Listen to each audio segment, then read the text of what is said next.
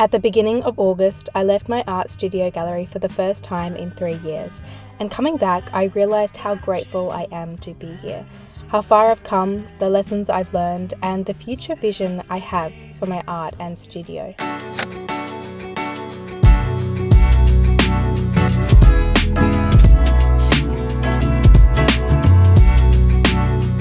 After nearly 1 month away, I am so excited to be back here in my art studio. However, upon arriving, I realized that it is a big fat mess. One of the things that I learned on my travels was to appreciate and realize how much I missed my home and my studio and how grateful I am to be here and have this space. And I also, when I arrived in my studio and saw the state that it's currently in, I also appreciated how beautiful the scenery was where I was traveling in Germany and Switzerland, and how green and luscious and beautiful, and how different everything was to what I'm used to in Australia. But I also, when I arrived back here in Australia, I was like, was it always this boring? Was it always this bland? And coming back, I want to create this beautiful space again and bring back life into it. Many people come into my art studio gallery at the times when I'm painting, and some people will say, I wish I could sit and paint all day, which I kind of find funny because I'm certainly not doing it all day. On the contrary, running an art studio is a huge responsibility, and the admin work of it never ends. 1 hour later, guys, an absolute chock-a-block full vacuum. We have finally finished vacuuming my entire floor. It took so long. I did not expect that to take an entire hour, and I forgot how exhausting vacuuming is. Like, I had to put my back on it, especially because I'm vacuuming carpet, which is already hard enough as it is. Like, the dust just collects in the little grains of the little carpet everywhere. So yeah, I'm gonna empty this, and then I think I'm gonna start here in this corner and work my way around the room and clean, organize, and dust everything, because she's dusty. She's dusty. When I first opened my art studio gallery, I actually used to take on a lot of other artists' work on commission, but over the years I've realised how big of a responsibility it is, and that's not necessarily the direction or future I want to take my business. I've learnt that goals change, and you learn so much when you're actually putting in the work and the action. Okay guys, I had a thought. So as people come into my gallery, they kind of walk around and they come over here, and then this big one here, this big section, kind of disrupts the flow of my gallery, and so I want to see if we can move it to this spot, see if it fits there, because I think that would be so much better and just open the space up and bring a lot more flow into it. So let's go do it. Now, 3 years in, I fill the gallery with my own art: pencil, oil, watercolour, the museum of different materials I've used and learned to grow as an artist. Because I live on an island, the future of my career really kind of lives and grows on social media and connecting to so many other amazing artists and individuals out there. We have finally some lights. I am so excited to put these up because I probably haven't had lights in my gallery for nearly a year. I actually have had professional gallery lights that cost around $500 fit into my gallery. Instead, we have these really cool lights, and I just think this would be so perfect in the evening to host my art clubs and my paint and sips and my art gatherings, and like make this such a beautiful atmosphere, because honestly this room gets so much light already. It doesn't really need gallery lights, because I mean, I've sold work without lights in here, so slay. But also it does get very, very dark in the winter time. Lucky we're not going into winter, we're going out of winter, but I think these just will be so special. The only thing is that I need to find at Mitre 10, I need to go and find an adapter because it's not Australian. But otherwise, I think I'm just going to go put them up. We're going to go get an adapter and turn them on. I'm very excited. Here's the little conundrum. There are PowerPoints like all up on the ceiling everywhere, but also this isn't very long, so I was gonna go like backwards and forwards, but I don't think I have enough for that, so we're just gonna see, we're gonna lay it on the floor, kind of see how long we have.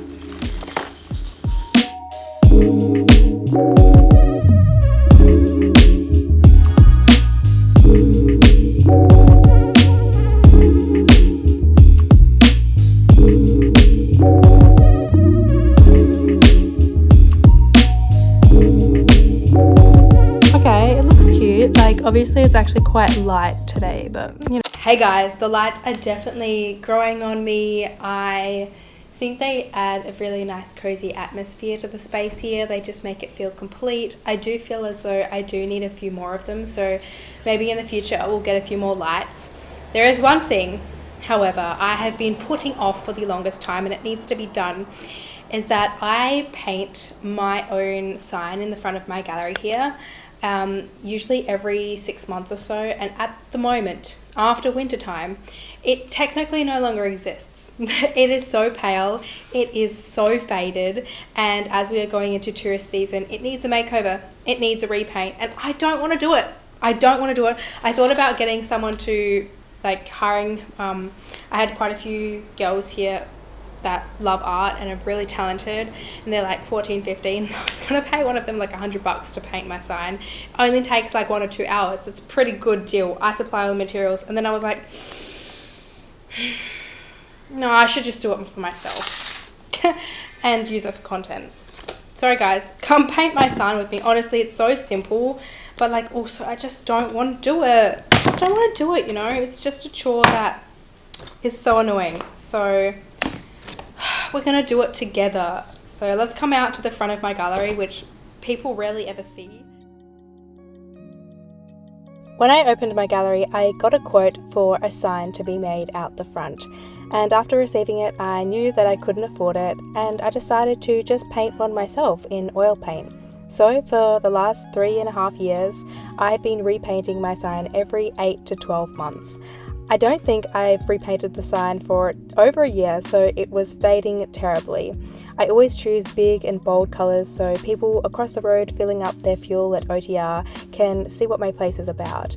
And I think painting it myself really adds to the authenticity of the space and makes people curious to come in.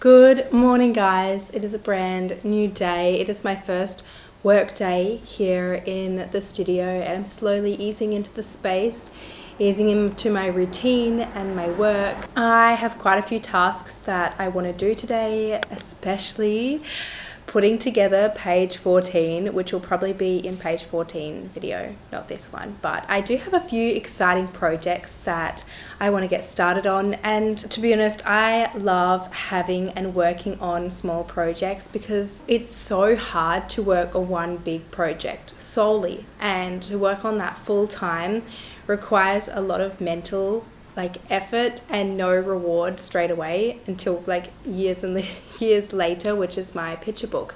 And my boyfriend was like, and other people were like, why don't, if you were financially cared for, all your financial needs met, that you could just solely focus on your book 5-6 days a week, why would you do that? And I was like, no, because I need to be rewarded with small projects. That is what motivates me and provides meaning in the present moment, and what keeps my brain creative, and it also keeps me motivated for my big project as well, being an artist. And I think there's when we create small projects, whether that's putting a YouTube video out or creating my coloring book or my 2026 calendars, which is what we're going to be working on, is that we have that dopamine fulfilled when we finish the project. And I think that is so important while we are, say, working to a really, really big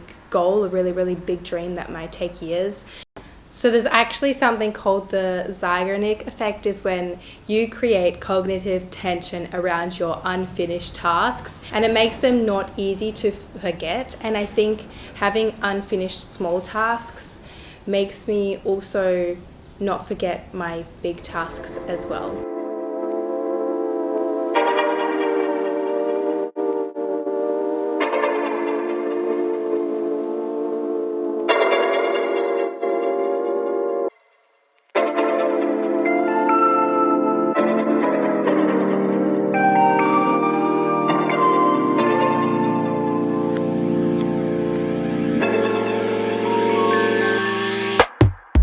Just finished all my admin work, thank God, because who likes being on a computer more than half of the day? Not me.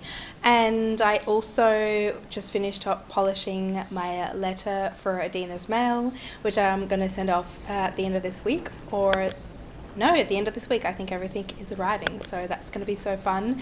And now I want to get started into planning and sketching out all the pieces for my 2026 calendar.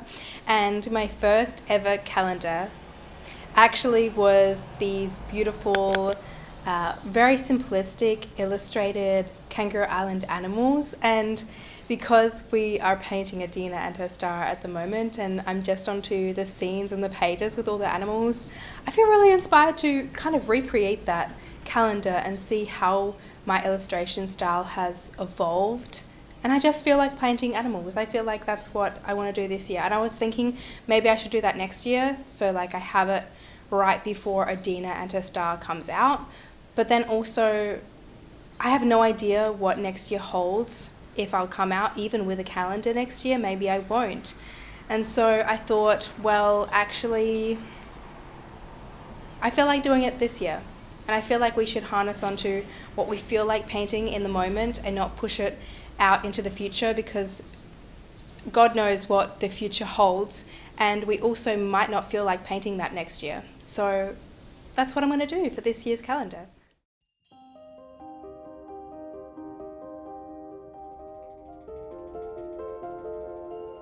Upon returning to my studio after being away for an entire month in beautiful Switzerland and Germany, where I was exploring and going on adventures nearly every day, I realized how mundane and boring my routine is. And I honestly really wanted to harness that creativity and excitement I had whilst I was away into my life and my community.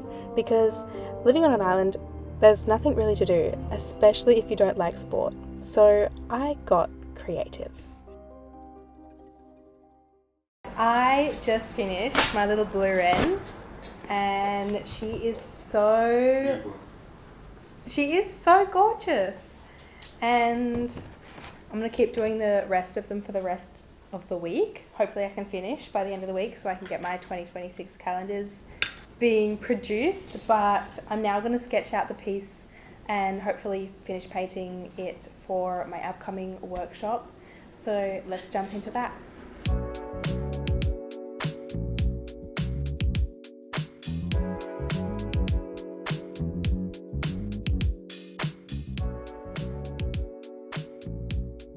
Don't get me wrong, living on an island is beautiful. The flora and the fauna is stunning. But with this serenity comes isolation.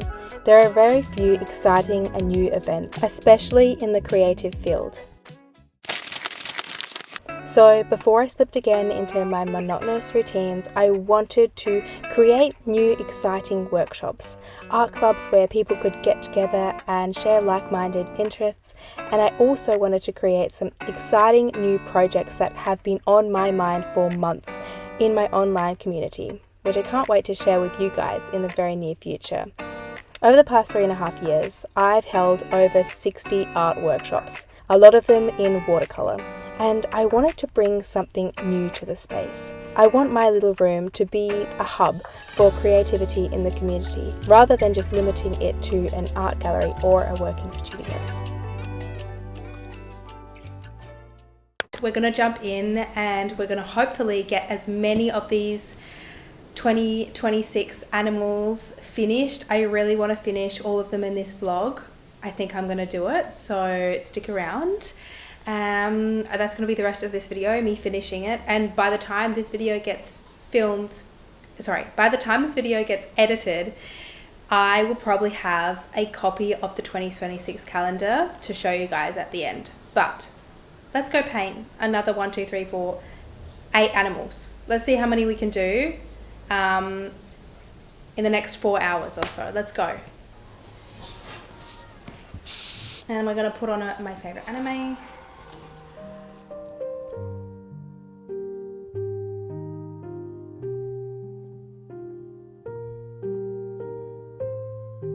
In 2019, I created my very first watercolour paintings for my 2020 calendar, and until opening my art gallery in 2020, they were the only art pieces I would create all year. So in some way, creating my calendars each year pays homage to my first beginnings of an artist. I don't know where I would be without them. Initially, I created my calendars as a way to give people affordable art. Throughout the year, you could keep organised, and at the end, you would have 12 little art prints that you could give to people, hang up on your wall, use as cards. But over the years, they have grown into something so much more than that. They reflect my growth as an artist. They are a small snapshot into where my focus is, what my art style has developed to, and where my passions are.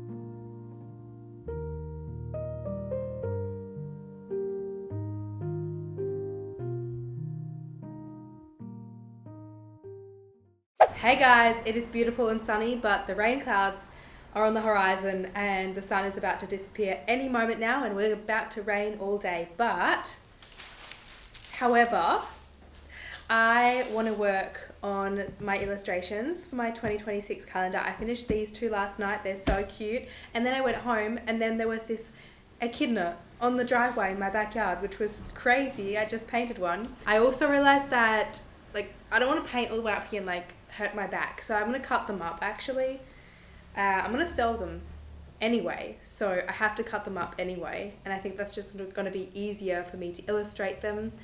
Yeah, we're going to spend some hours illustrating them. It's 11 o'clock in the morning, finished all my admin work. Let's get into it. Yeah, let's go. I did a boo-boo. That's not easy, I can tell. Stop that.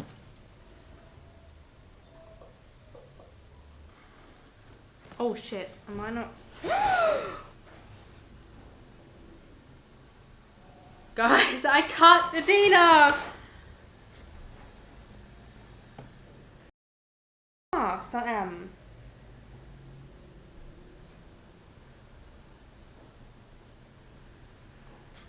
I think I cut through the whole paper. Lucky this area is not important of the painting, but I'm gonna have to digitally when I photograph it.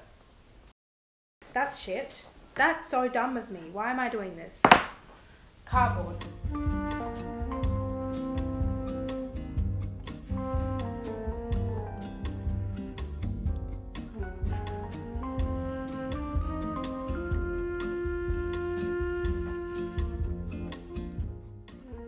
This year, like I said, I had the passion for painting little animal illustrations. It was my very first calendar, and I wanted to see how far my skills had progressed. I also don't know what the future holds and whether I'll have this same passion next year. So I think it's really important to look at where we are in life right now. And if we have the time, the energy, and the passion behind our projects, we need to just dive in and go for them.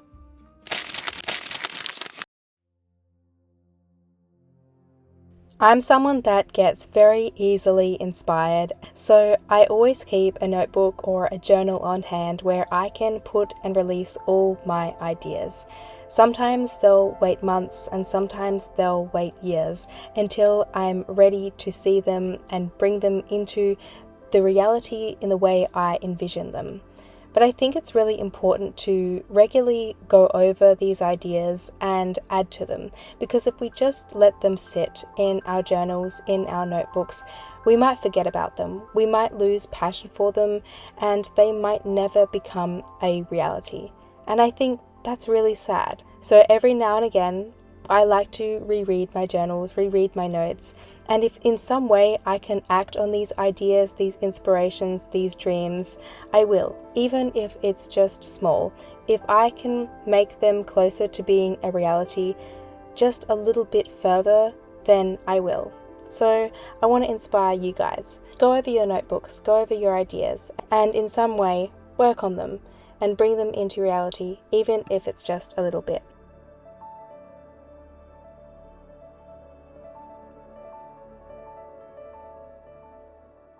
Hey guys, welcome back. It's a few weeks later, and as promised, my 2026 calendar is now available in my shop for pre-order if you want to grab it for yourself or maybe a cute Christmas gift for friends and family. It is set out in a way that you can cut around the dotted line and have a cute gift card every single month, which I think is super versatile, and it's almost like you get two different products for the price of one. And we love a snazzy deal.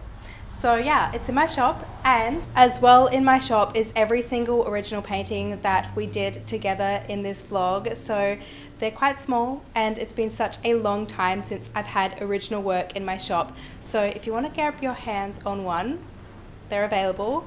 And thank you so much for following along my little journey in creating my 2026 calendar and kind of having a makeover. I can't believe it's October already right now in the present. Let me know what you guys are up to this spring or summer. I have some pretty exciting projects that are coming up, and I cannot wait to share them with you. So I will see you all next vlog, or maybe page 14. That's coming up soon. Love you. Bye.